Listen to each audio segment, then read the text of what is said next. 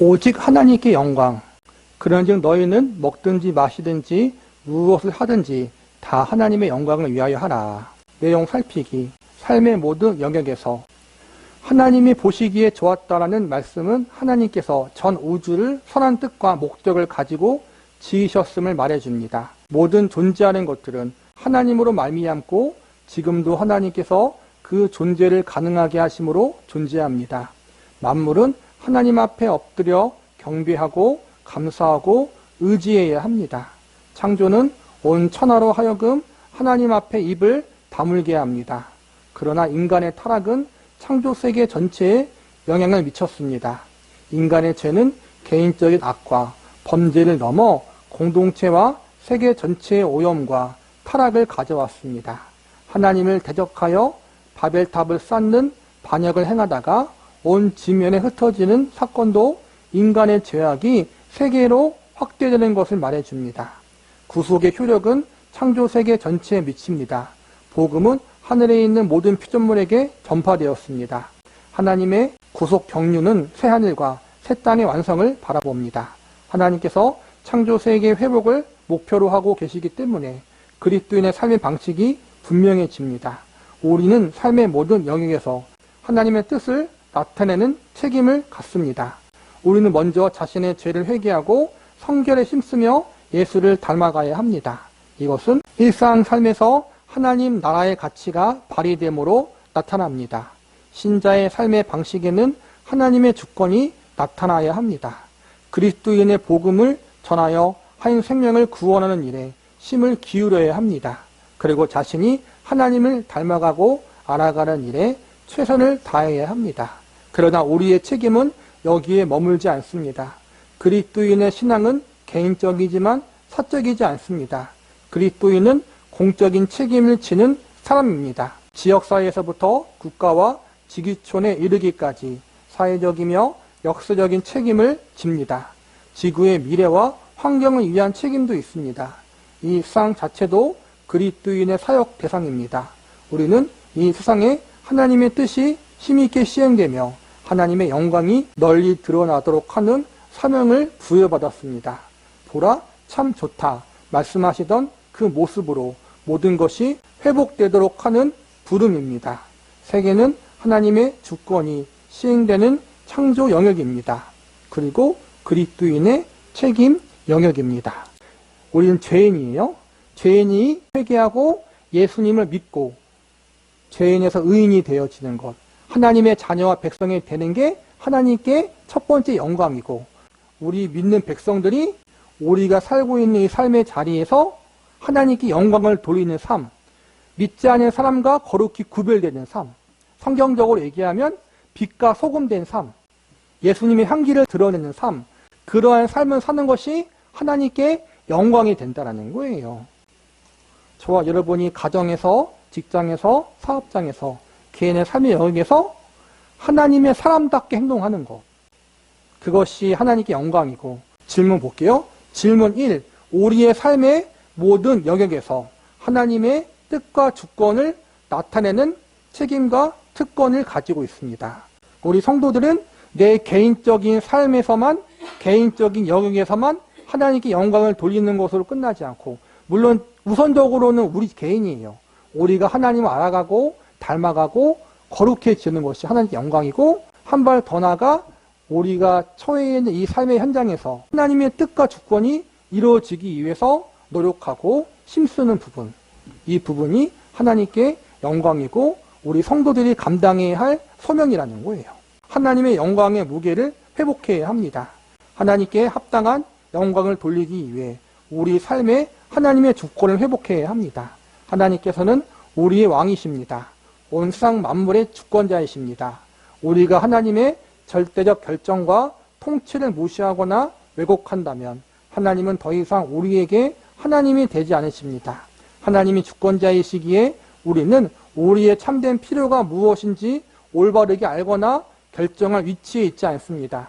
한순간도 세상이 우리를 중심으로 돌아간다고 생각해서는 안 됩니다. 하나님의 통치 앞에 우리의 정직과 순종은 아름답고 명예로운 것입니다. 신자들의 책임 있는 순종과 거룩하게 자리를 지키는 노력을 통해 하나님의 하나님다우심은 더욱 빛나게 됩니다. 우리는 하나님의 거룩함을 회복해야 합니다. 하나님께서는 거룩하신 분입니다. 그런데 우리는 하나님의 거룩함을 가볍게 여기고 있습니다. 하나님의 거룩함이 우리의 죄를 폭로하기에 그것을 좋아하지 않습니다.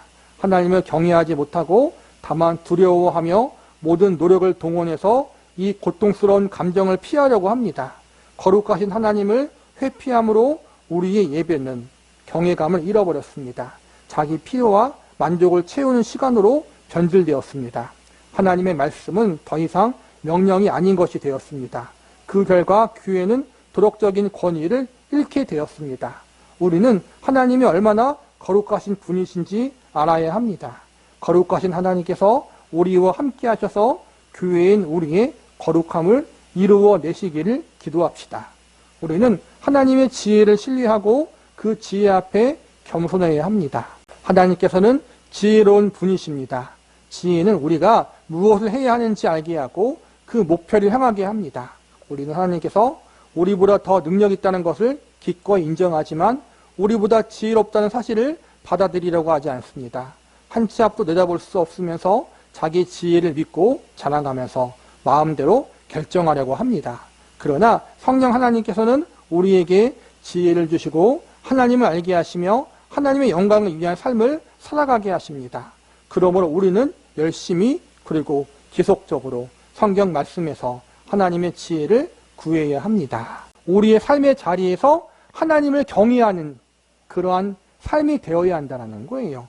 오늘날 믿음과 신앙이라는 것이 많이 변질되어진 부분이 있다. 하나님을 경배하고 찬송하고 하나님을 섬기는 것이 신앙의 목적이잖아요, 원래. 그렇죠? 그런데 우리가 그게 변질돼서 하나님께로부터 무언가 얻어내기 위한 수단으로 신앙을 변질시킬 때가 너무나 많다.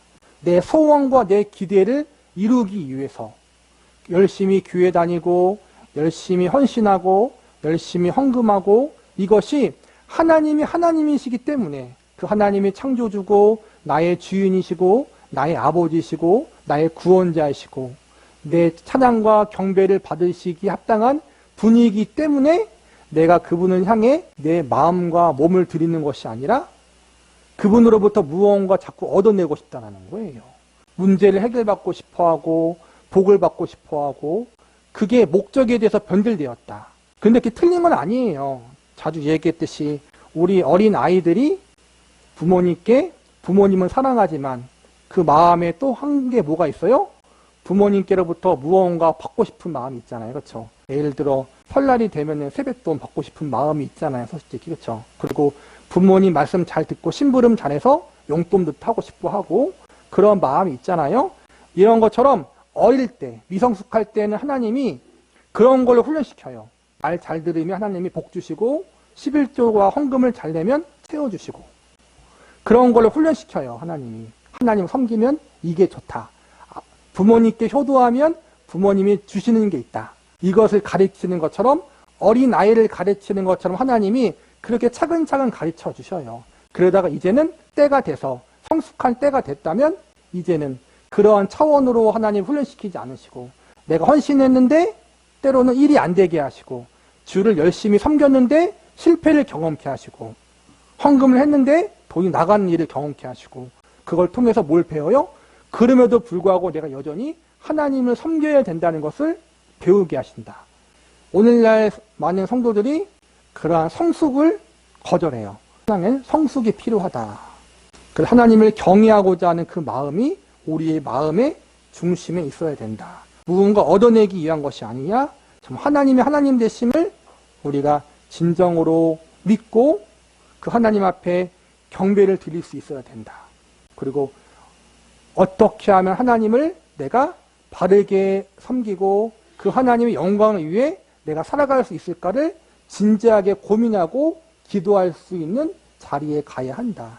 여기는 지혜를 구하라고 하잖아요. 그냥 우리의 생각대로 하면 실수하기 때문에. 난 이렇게 하면 부모님이 좋아할 줄 알았는데 부모님이 싫어해요. 그럴 때 있잖아요. 나는 이렇게 했는데 부모님이 싫어할 때가 있잖아요. 반대의 경우도 있지만 지혜가 필요하다. 나는 이렇게 섬기는 것이 하나님이 기뻐하는 걸 줄 알았는데 알고 보니까 성경적이지 않아요. 하나님이 기뻐하지 않는 건데 내가 내 고집으로, 내 어리석음으로 잘못되게 하나님 앞에 헌신할 때가 있다는 거예요. 그래서 우리는 기도하면서 성경의 원리대로 하나님을 섬길 수 있도록, 하나님께 영광을 돌릴 수 있도록 하나님 지혜를 주십시오라고 기도할 줄 아는 사람이 되어야 한다. 질문 2. 우리가 하나님의 거룩하심을 좋아하지 않은 이유는 무엇입니까? 그것은 하나님의 거룩함이 우리의 죄를 드러내기 때문이에요. 하나님의 거룩함, 또 하나님의 말씀이 우리 앞에 서면 우리는 두 가지 반응. 회개하는 사람이 있고 하나는 분노하는 사람이 있어요. 회개하는 사람은 그 하나님의 말씀을 듣고 내 죄가 깨달아지는 거고, 분노하는 사람은 그 거룩한 하나님의 말씀 앞에 거부감이 드는 거예요. 내 아의 죄인됨이 드러나니까.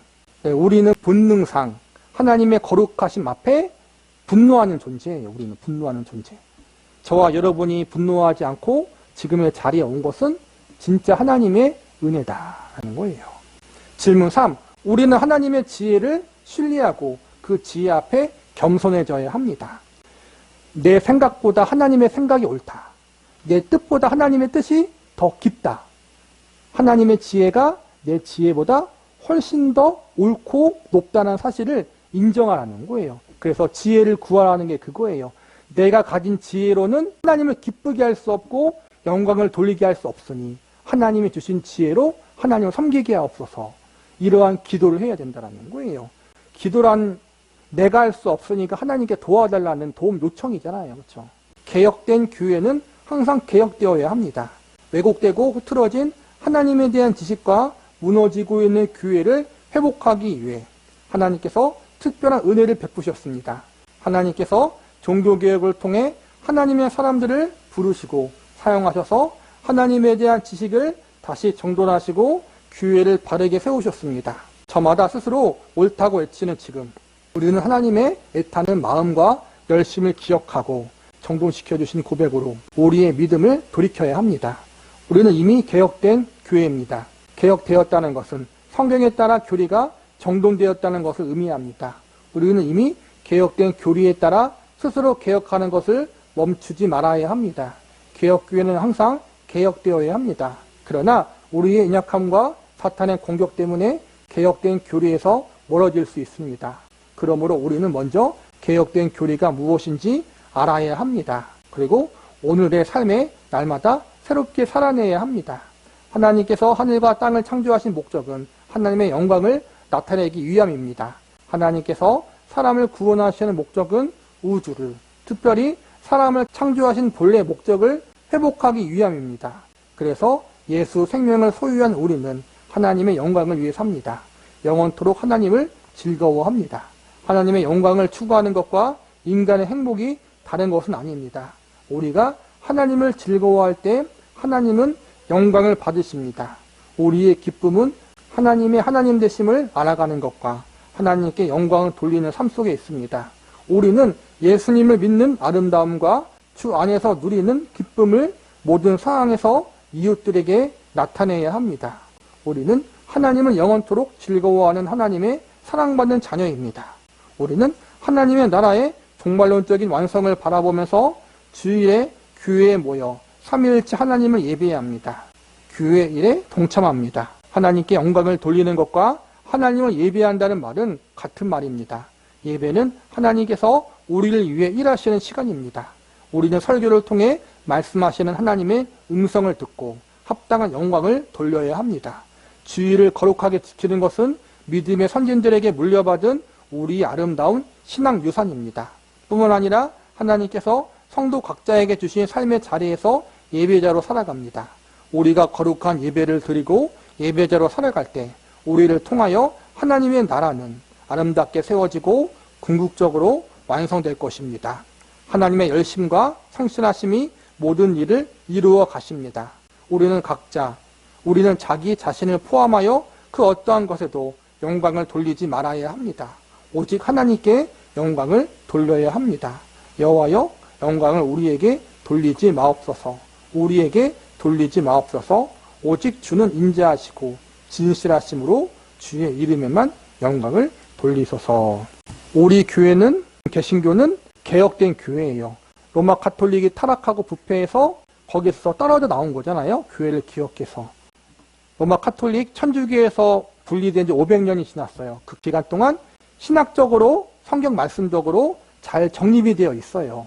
그 정립된 말씀대로 우리가 잘 실천하면 되는데, 오늘날 시대가 많이 변해서 성경의 진리를 진리로 보지 않잖아요. 그렇죠?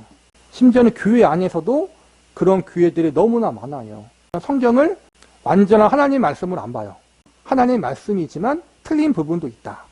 그리고 성경 말씀보다 성령의 감동, 개인적인 감동을 중요하게 가르치는 경우가 더 많아요. 신학교도 변질되고 교회도 변질되고 너무 그게 가속화되고 있어요. 그런 시대 속에서 우리는 성경 말씀을 온전한 하나님 말씀으로 믿고 지키고 순종하는 교회가 되기 위해 힘쓰는 것도 하나님께 영광이라는 거예요. 왜냐하면은 그것도 힘들어요. 지키기가 요즘 시대는 진짜. 이게 개혁된다고 해가지고 막 어떠한 것을 막 없애고 막 새롭게 하고 그게 아니라 이미 우리에게 주어진 성경 말씀을 끝까지 바르게 믿고 지키고 순종하고자 하는 그 마음을 지키라는 거예요, 여러분. 그게 하나님께 영광이다라는 거죠. 우리가 반복적으로 드려지는 그러한 신앙적인 행태가 있잖아요. 주일날 예배 드리고 공적인 예배를 참석하고 말씀을 보고 기도하고 이러한 것들이 형식적인 것으로만 끝나는 것이 아니라 진실되게 하나님을 경외하는 마음으로 사랑하는 마음으로 우리가 이것들을 행할 수 있게, 때로는 그 마음이 쉽게 쓰러질 때가 많아요. 그럴 때마다 기도하면서 우리가 의지하면서 하나님, 우리 마음이 이렇게 쉽게 무너지고 쉽게 변질됩니다. 하나님 도와주셔서 우리의 마음의 중심이 늘 하나님께 향해 나아갈 수 있도록, 우리의 믿음이 늘 하나님 앞에 나아가고 성숙해질 수 있도록 도와주세요라고, 우리의 믿음의 성숙을 위해서, 우리의 믿음에 변질되지 않기 위해서도 우리가 날마다 기도할 수 있어야 돼요. 이렇게 믿음을 지키기 위해서 몸부림치는 것도 하나님께 영광이라는 거예요. 그러니까 어떠한 큰 것을 무엇을 하기 때문에 영광이 아니다라는 거예요. 나와 하나님과의 관계에서 우리가 바른 사람으로, 바른 믿음의 사람으로 서기 위해 노력하는 것, 그게 바로 하나님께 영광을 돌리는 출발이라는 거예요. 그리고 이를 위해서 우리가 기도해야 된다. 내 의지만으로, 내 결심만으로 내 믿음을 지킬 수가 없는 시대를 우리가 살고 있잖아요. 진짜 하나님이 도와주지 않는다면 우리는 진짜 쓰러질 수밖에 없고 실패할 수밖에 없고 믿음을 잃어버릴 수밖에 없다. 그래서 이 사실을 겸손히 인정하고 하나님 앞에 나아가는 것, 이것도 하나님이 기뻐 받으시고 하나님께 영광이 되는 것이다. 늘 겸손히 이렇게 하나님의 도움을 구하고 하나님의 영광을 구할 수 있는 자리에 가는 저와 여러분이 되시기를 바라겠습니다.